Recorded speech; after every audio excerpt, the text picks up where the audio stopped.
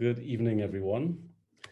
Thanks for making it to our next webinar in our series. This evening's topic is on Caribbean science, technology, engineering, and maths post-COVID. Since COVID-19 has disrupted every aspect of our lives, and we are having to find new ways to work and communicate, the scale of the disruption poses significant challenges for the Caribbean. But does it also create the space to transform the status quo? Tonight, we are going to explore this theme, and at the end of it, hopefully have some further points that we could articulate and advance going forward. A brief note about us before we launch into our discussion. CARISTEM is a platform for individuals and organizations interested in science, technology, engineering, and mathematics, STEM, within the Caribbean. We aim to provide relevant articles and other resources to aid the development of the STEM areas in the Caribbean. For more information about us, please visit our website, www.caristem.org. Tonight, I would like to lead the discussion by reflecting on an article that I read very recently. It had to do with the impacts of the changes in terms of the response to how we deal with teaching at this point. But I would like first to acknowledge my co-chair, Fred. Fred, would you like to say a brief word by way of introduction? My name is Fred Raphel. I've been with CARISTEM a while, and I hosted one of the earlier events as well. I'll be assisting you and sort of, monitoring the chat as well. So if there are any sort of questions that, anyone puts in the chat, I'll be looking at these and acknowledging them as well. Wonderful, thank you. One of the themes I picked up from an article from the IEEE was regarding the need for the adoption of lesson plans and objectives that would be tailored for students in this new paradigm where we're working in a physically distant manner. And it puts a lot of focus on the need for the teachers to be comfortable with the technology. I believe that as teachers themselves become more comfortable with using technology in imparting that knowledge and that wisdom, I see that as a natural step for us to continue moving in that direction. It's hard to put that genie back in the box once you have that capability, that competence to use technology to deliver your lesson plan, for you to share that. Any thoughts on that? Michael? Yeah. And welcome. Thank you. Indeed, and I will speak here from observation. During this pandemic situation, especially during the first wave when we had the lockdown, I noticed and I observed how my kids and their teachers were using the technologies, let's say fiddling around, trying to get their way to get a class. And what I found interesting was that even now, I was looking at the news, we see some teachers, well, there was a news broadcast and they were doing a whole scenario on this, and they were talking about how for a class of, let's say, 40 or 50 minutes long, the teacher was having problems, didn't know how to connect. So the kids spent around 30, let's say 35, 40 minutes of a real class, and the rest of the 10 minutes was the professor trying to, sort out the microphone, the connection is not good, how to use the tools. So that's one aspect. But they also raised another aspect. And that was about, and I also observed it with my kids as well. In a classroom situation, you have the teacher can actually see the kids. Are they understanding what you're doing? If you're writing on the board, or you can interact, you have this physical interaction with the kids. With the technology as it is today, you have the professor or the teacher who is presenting maybe in a PowerPoint or something, but you don't see the children, the students. You cannot see Are they absorbing this information in the right way? Are they understanding? Can you follow? And I think that's going to be one of the first challenges. How do we get our teachers, especially the, let's say, the older generation, maybe the younger generations, probably more because they grew up with the mobiles and so on, but the older ones, to start using these tools in the same way as they use the chalkboard and the blackboard and so on, right? It needs to become that way. And secondly, how do we get the students to be in an environment where the teacher is not physically there with them and they're paying attention?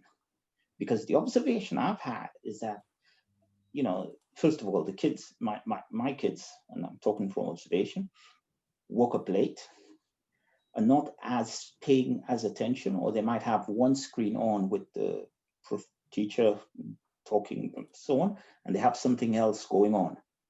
And it comes down to me having to lock out things on the network so they don't go on, and you know. So these are my thoughts, and I think, yeah, we need to get to that point where the tools become, just as we have the pen and paper, the chalkboard, the blackboard, and so on, that these tools become habit. I'd like to pick up, thank you for that, Michael. I'd like to pick up on two things you said.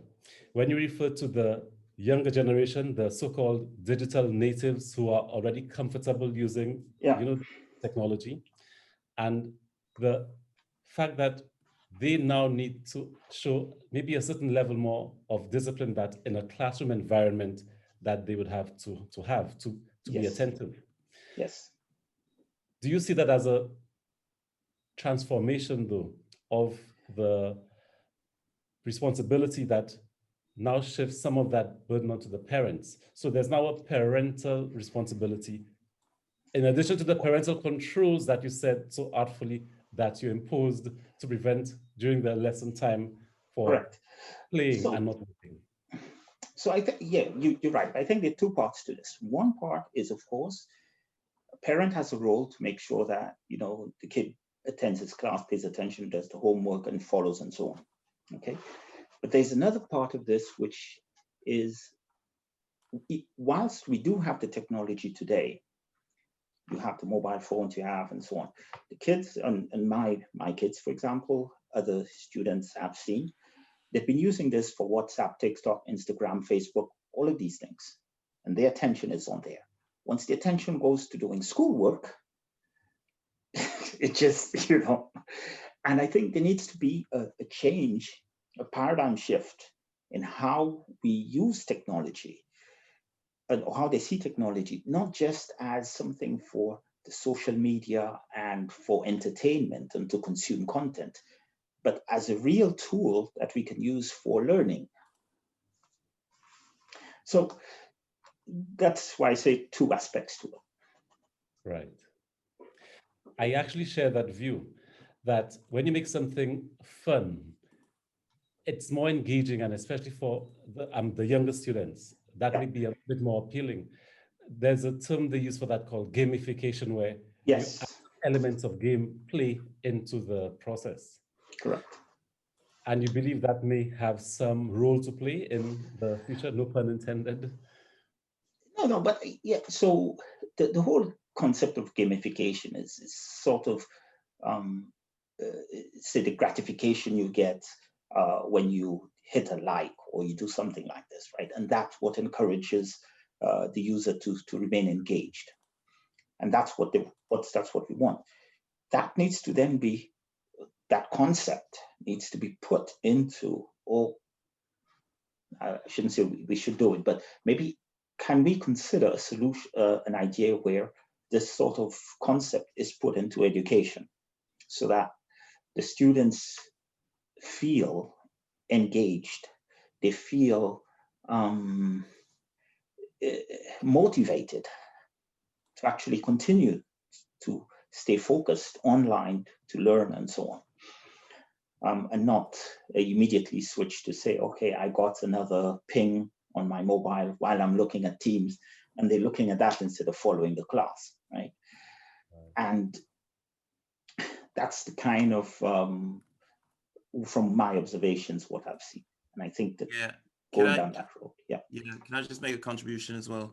I was also like, so I think one of the questions that in my mind I'm sort of asking for, like, for kids who, they play with computers, they're on social media all day. So I sometimes think that teaching online as well is just another extension of, that kind of world that they're now part of. So maybe COVID has challenged, teaching in a way that the old structure of them, I suppose, maybe, leaving home and going to the school, kind of provided that structure. So it's how to sort of, ensure that, online can work for them, but ensure that there is a bit of like structure to teaching. Because I think what happens is they probably tune out. They get bored. I was speaking to my son who is in the States, and he's finding it difficult actually sort of learning, as Mickey mentioned, sort of taking his lessons online. So so you're right about sort of how to make it fun so that they don't get bored, and they lose their they lose attention very quickly. I guess that's something that sort of we need to start thinking about, how we make the technology better for kids for it to have the interest a bit more. I mean, when I think of my own 16-year-old son, he spends quite a bit of his time, his free time, gaming. He also has, uses social media, and I guess maybe online teaching is just another sort of like online thing that he does. So how do you break away from that sort of kind of mold? Yeah, that's a good point. It's kind of thing we were just saying it. How do we get, and maybe the ideas of gamification can maintain that engagement of the students and in the class. But you bring another point, which is about the structure. So today, okay, let's be honest. This was uncharted territory with online learning and so on when COVID started. So it wasn't like schools had a plan for online learning, unless, maybe it was higher education and so on. But once you like mainly primary school, secondary school, and even I would say some universities, this was not, they didn't have the manual on this. So we kind of like learned as they went along. That's been my observation, and most people I've spoken to from other schools said the same thing. I would agree. So the structure is something that perhaps we need to think about and to say, what is the learnings that we have had from the wave one and we're seeing now, and to say, what can we put in place? As I mentioned earlier, there was this news article just this morning. I was looking at it where they interviewed one student, and he said, "Oh yeah, this is great because I can wake up later. I can do, I can just get out of bed, turn on the PC, I'm in class, and so on." What did we have before? Before COVID, when the student had to go to school, he needed to wake up at a certain time. He had to have breakfast, go to the shower, what have you, get ready for school, and so on. So there was a whole rhythm that they had, and which got them ready. So by the time they got to school, they'd already gone through a sequence of activities.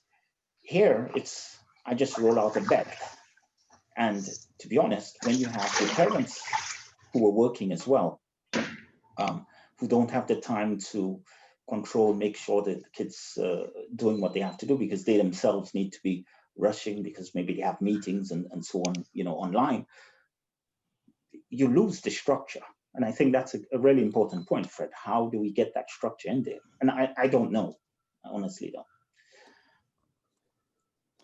I think that's a good question, Michael. Perhaps it might have to do with the way the structure of the content, the material is delivered. And going back to the article I was reading about the 5 tips for remote instruction, one of the tips was that collaboration strategies should be taught, not assumed. I think part of the discipline of being a student, some of the things that students are expected to do may be expected of them. Could we say for sure that when students are not being asked to learn online at a distance from each other, that the way that they should align perhaps into groups to work together. If there's that element of working together and collaboration, that's already known to them, that it's already embedded within them, probably not. And that may be one area where, with the parental influence, to help the students themselves develop. Yeah.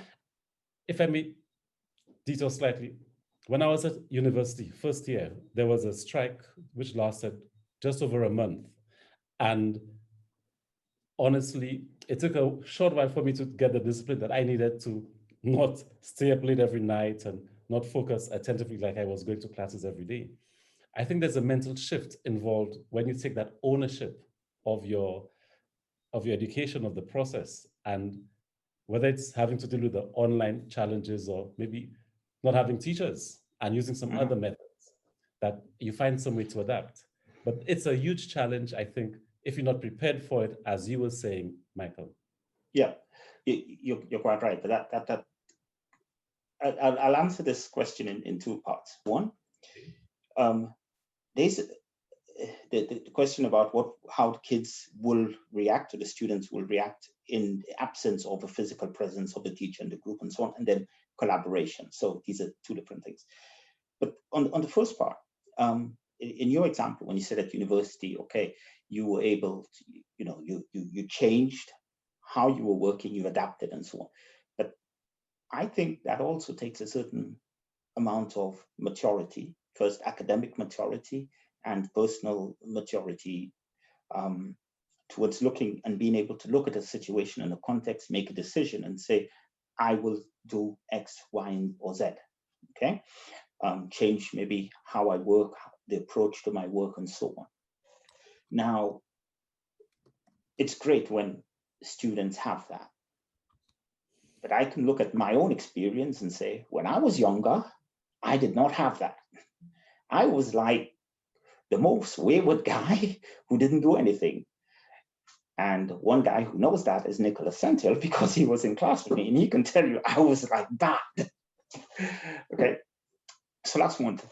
Now the other, and I think here, as students, and probably what will happen is, if the situation continues with COVID, we will probably see that students will start, just because of the nature and the context of the situation, they might be forced to think differently and to adopt change. Okay, that's one.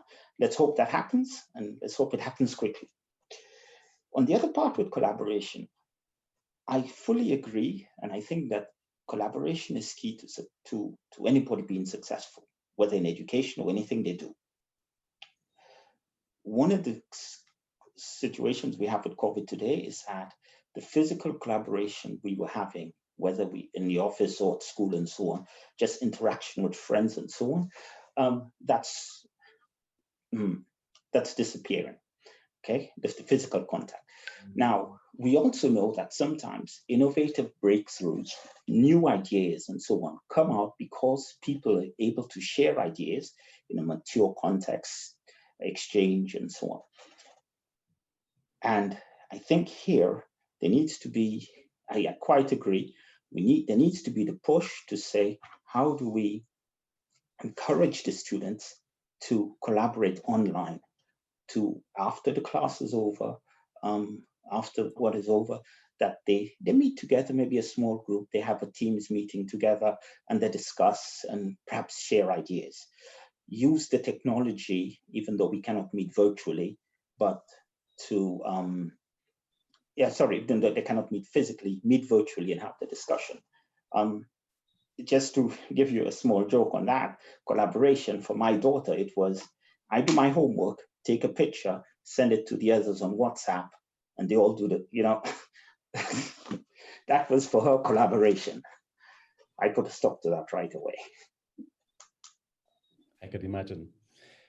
It would be an astonishing thing if teachers suddenly realized that the performance of even their average students went up a few paces more than they expected.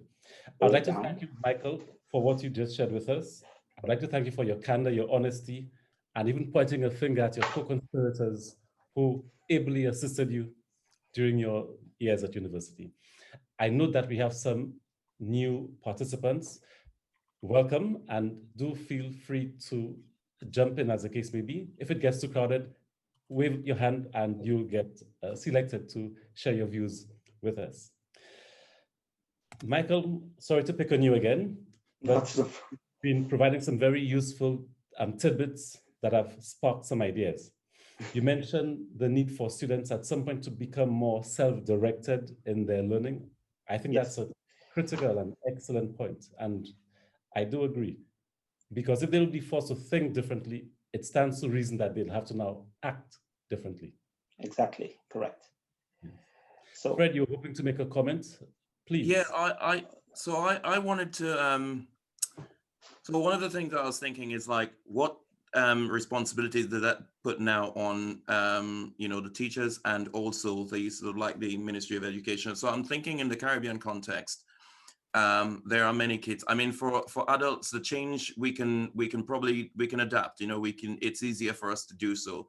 So you talk about sort of self-directed learning. I think for an adult, that's probably easier. For a child, the change is quite drastic, very quick. So how could the teachers themselves facilitate that? I know there are kids that are probably not, like I'm talking about the Caribbean context, and I suppose I hate to use the word sort of more sort of advanced countries, but in advanced economies, kids have more greater access to computers. So I suppose learning online might be an easier thing because they've got access to these computers. What responsibility now is there on, say, like the Ministry of Education and those who are responsible for sort of making and implementing policies to make changes to ensure that there is access to all children to be able to move to online learning experiences? Interesting thought.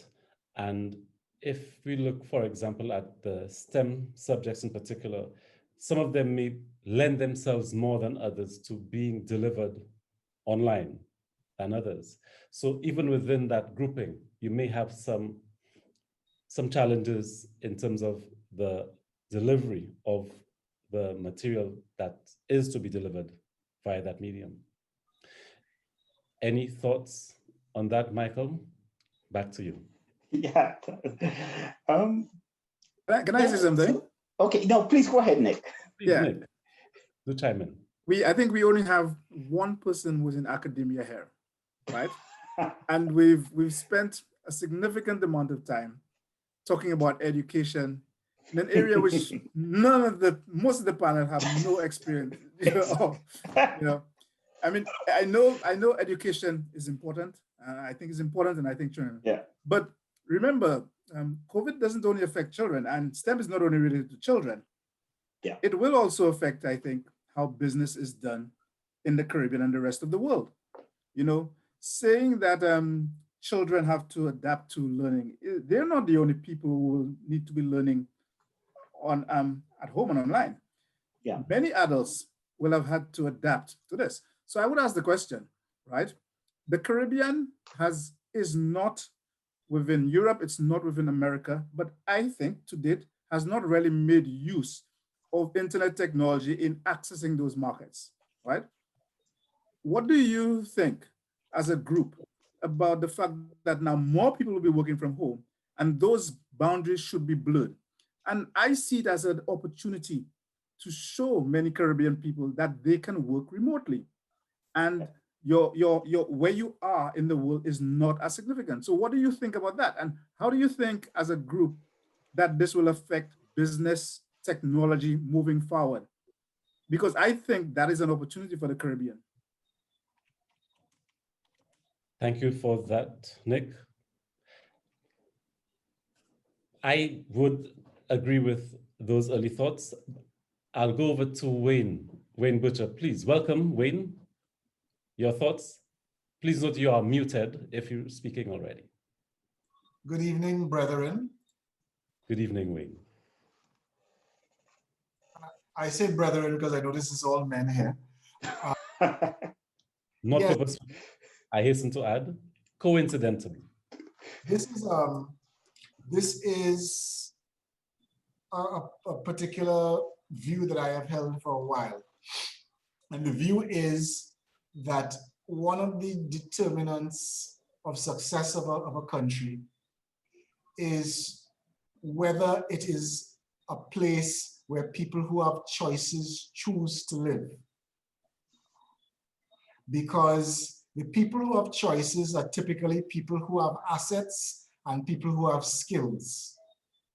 So irrespective of where they apply those skills, there is an economic spillover into the country of these asset holders and skilled people, but also there is a spillover in terms of a collateral benefit for those skills. So the person who is a skilled sound engineer working on projects that he gets online and submits online can also record and produce local music. The person who is a skilled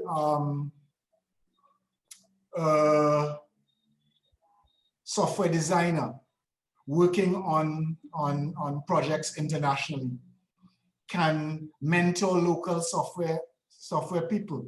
So having these highly skilled or asset-rich people in the region provides a set of collateral benefits which allow us to further our development in certain areas. And therefore, any mechanism that we employ to try to attract these people to our region can potentially have a number of spillover benefits. Like, for example, the initiative in Barbados of having people come and spend 6 months and work from their new 6-month home. There are a number of spillover benefits there that Barbados would reap as people avail themselves of that. That is quite true, quite interesting. If I were to infer from what you're saying that, going back to Nick's question about how we take advantage in the Caribbean of that paradigm, working from home, you're saying that we should actively seek to bring in more of that talent and hopefully more of the assets to act as a catalyst to help us get further along? Yes, that is certainly what I'm saying.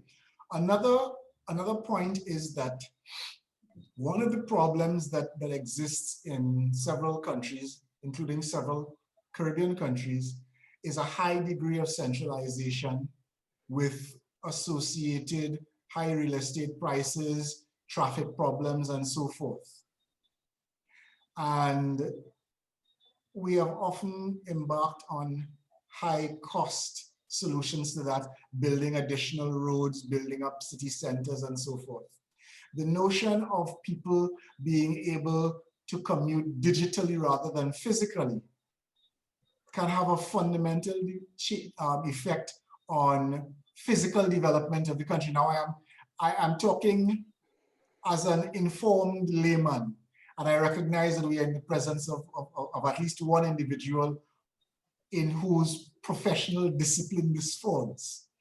But this is another benefit that we can reap from working from home. And we should seek to do so. Interesting. When you said we, I think I was able to discern two groups. When you said we would benefit, I think we as the employer would benefit and we as employee would also benefit. No, I was speaking we as the nation, comprising all. Do you see a larger benefit in one camp versus the other? Well, in a properly ordered world, benefits to an employer, that is an employer organization, should redound to partly to the employees.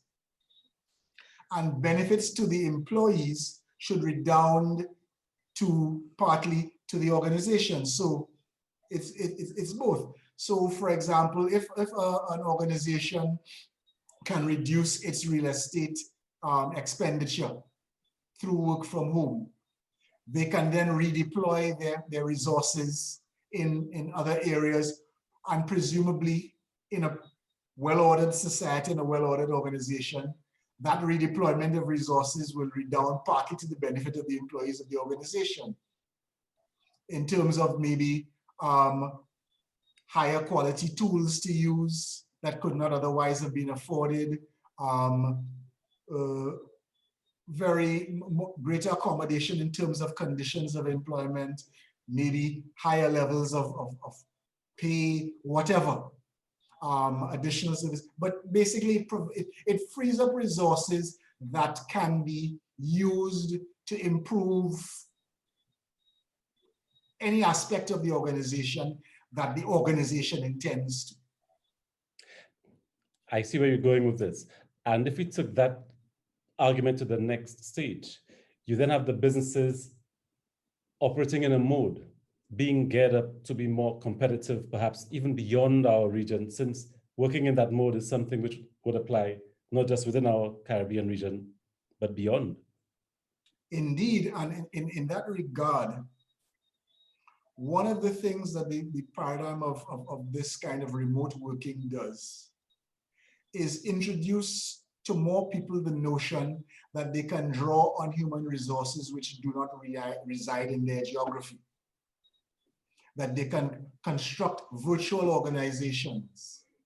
So there's a whole range of possibilities to reperceive organizations and reperceive the economic activities that are possible, and how resources can be deployed to pursue those opportunities.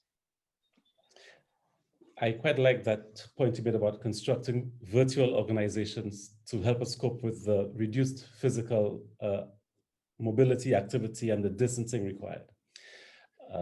Comment, Fred? Yeah.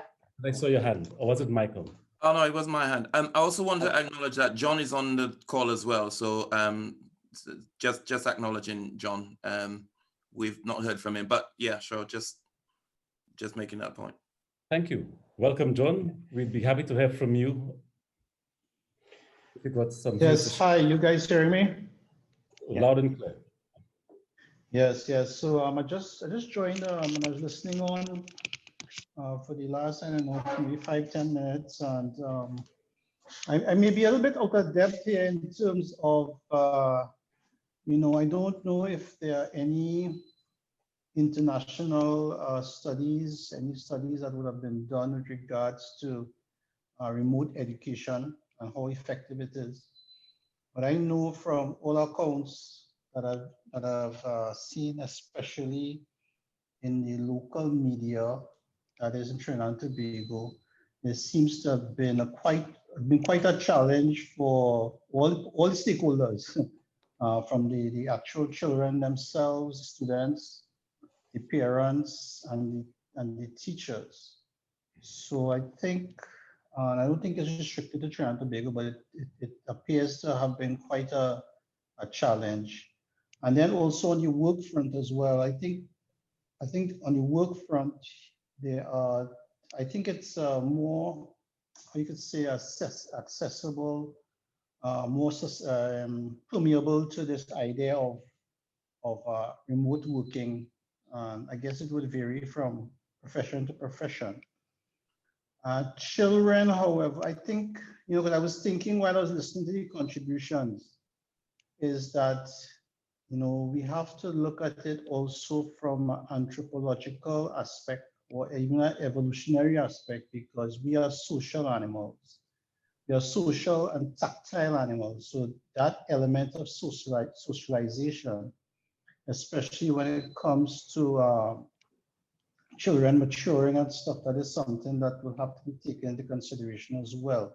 But I don't see how feasible it is to have 100% remote learning, and definitely not 100% remote working.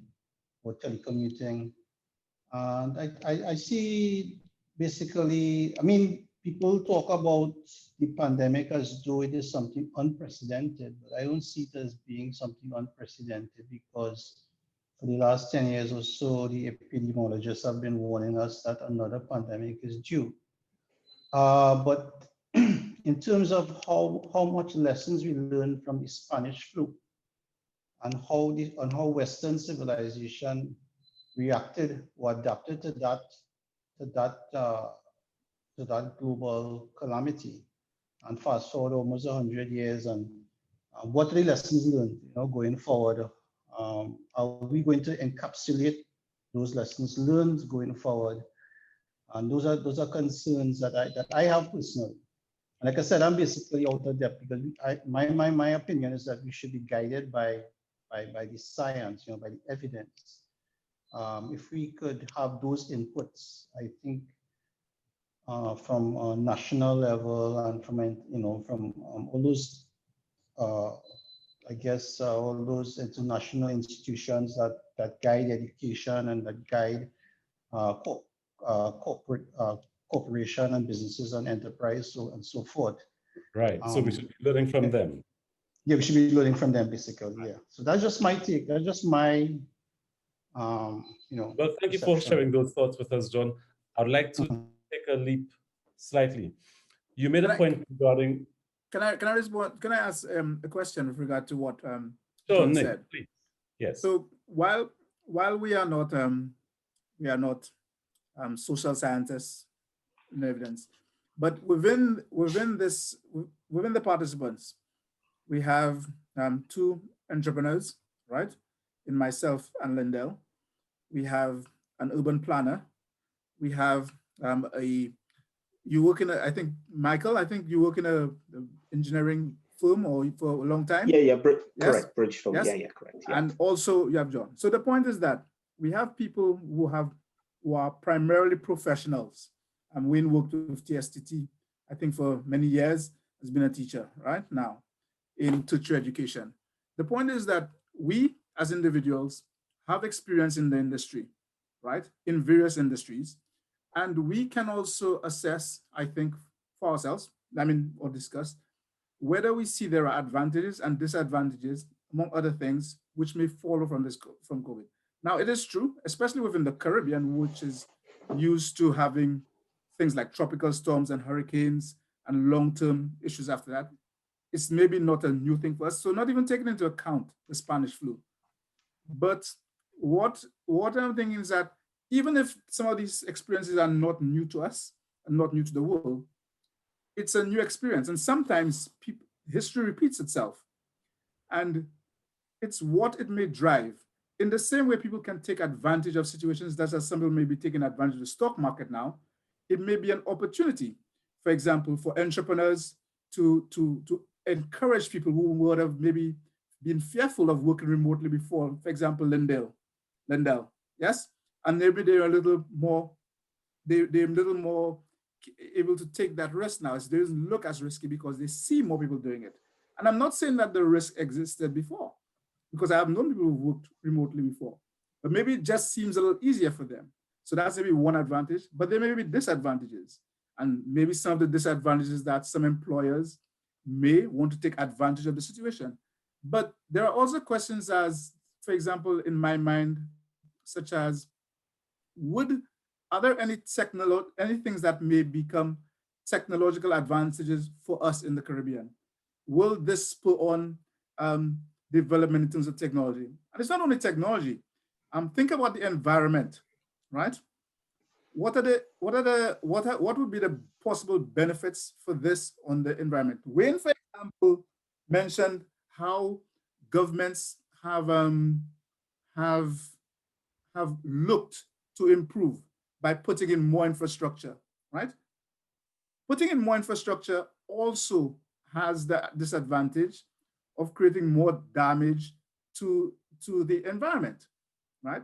So now we have an argument as a people, as a business, to say, why do we have to put in these new roads when we could reduce the carbon footprint and we could maybe increase productivity? So it's those things. we are in an environment where we can make our own decisions. Lindell, with his business, for example, may decide, I don't need to bring guys into my office. You understand what I'm saying, Lindell? It may be an opportunity where you may be able to recruit more people in other countries because they're now more able to be enticed by such ideas. So it's those kinds of questions I'm kind of thinking about in my head. I don't know what you think. Wayne, I see your hand is up. Your thoughts, please. Yeah, I certainly agree with the points that Nicholas was making. However, I rise to provide a different perspective on some of the things that was said earlier. Okay. I think that there is a lot about the Spanish flu which is useful as a guide, but it's very important to understand that in some very profound ways, the world is very different from the world of the Spanish flu. It is much more interconnected and much more interdependent. People work with the nature of people's work is much more more time sensitive. So tight coupling of activities is more important.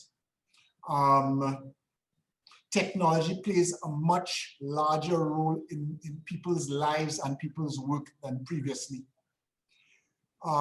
There exist technology products, that is to say, products that are pure technology in ways that didn't exist,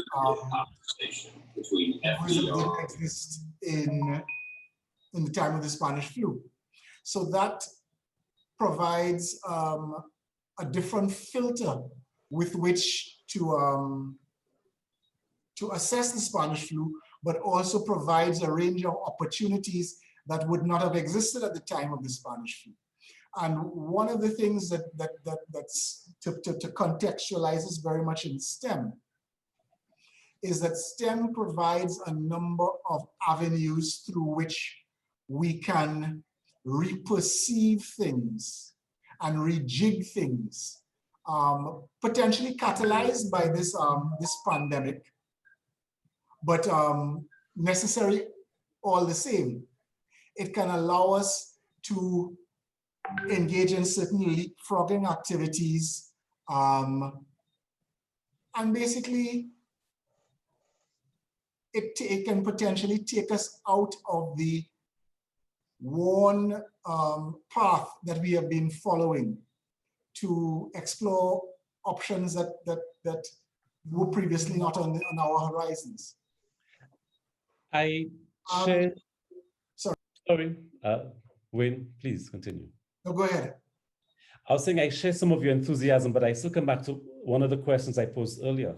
Are we ready? Nick made the point that we are exposed to hurricanes from time to time, maybe every year.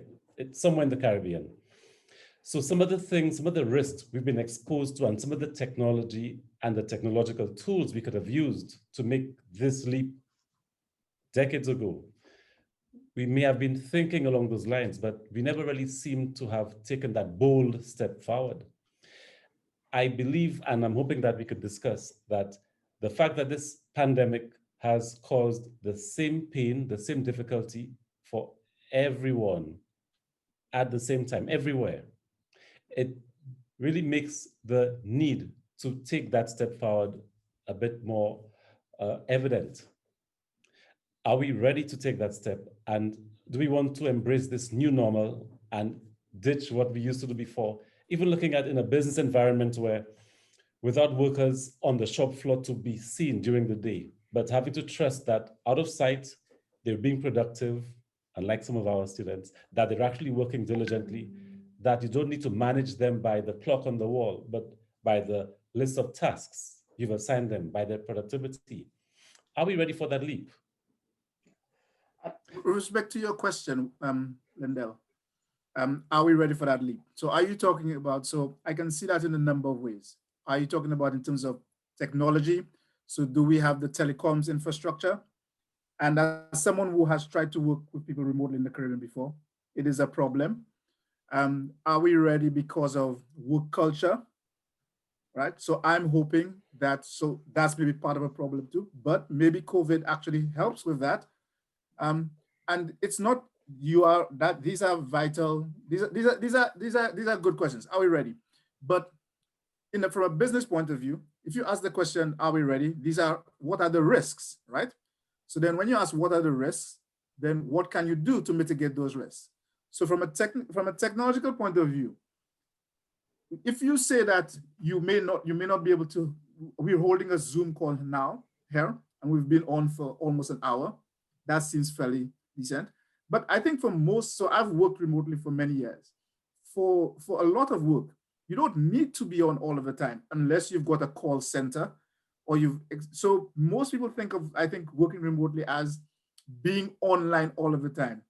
But it's usually maybe about your upload speeds, your download speeds when you need to at certain times of the day. So I think it depends on your business model. So I think from that point of view, yeah, culture, I think, is an important thing. But that's not only true. So even in the UK where I am now, work culture in terms of not just the culture in the country, but the industry you are in plays an important role. So for example, I've done R&D where I've had instruments that I'm working on and they're remote, and I log into them and I work on them. And I've gone to other places where I've helped people develop instruments and they think that's utterly insane to consider that. Now, obviously it depends on the instrument and the safety risks. But again, there is culture depending on your industry, right? And again, but that's business. These are things I would say, if you have a business, these are business risks and you have to figure out those things. And you have to figure out, even in a new business, how you might need to make a cultural shift. Because even within an organization, sometimes you have to introduce cultural shift into how you want people to work, to change or to improve productivity or to just improve in general. So I think these are standard business questions, and these are the things we have to ask. I mean, I don't know what are the other possible, what some of the other technological risks may be from working remotely. So we've only focused on working remotely, but it's not only working remotely. There's also a question about the amount of teamwork and ideas which maybe can be generated from different people working together. Yeah. And how we take advantage of that, I think. I think well, thank you, Nick. Interesting ideas, of course. I think that one of the early casualties of the having to work at a distance is what you'd have normally called the impromptu meeting at the water cooler, or at the coffee table or the tea table, for different ideas to just crop up from a random assembly of people. I think that may be one of the things we would find, hopefully, some way to stimulate that random conversation and the sparking of ideas in colleagues that we run into. What do you think about the notion of having to recreate some of those elements, Wayne, that we were taking for granted before in a standard work environment, and how we may have to adapt to the shift taking place to the new normal? Well, that is one thing, but perhaps a more useful thought is, what is the opportunity to reperceive what the standard work environment is and how valid that paradigm is in the world of the future? And what is the value of seeking to recreate it rather than to re-envision it? But I want to suggest another thread of thought. This is why I'd raised my hand. And it is, what is the world going to be like after COVID? Whether after COVID means when the pandemic is over, or when we develop ways of living with an enduring pathogen in our environment. And what is the what role can STEM play, or what role will STEM be playing in that new world? And therefore, rather than how do we continue doing what we've been doing in this new dispensation, we might think about what can we or should we be doing in this new dispensation.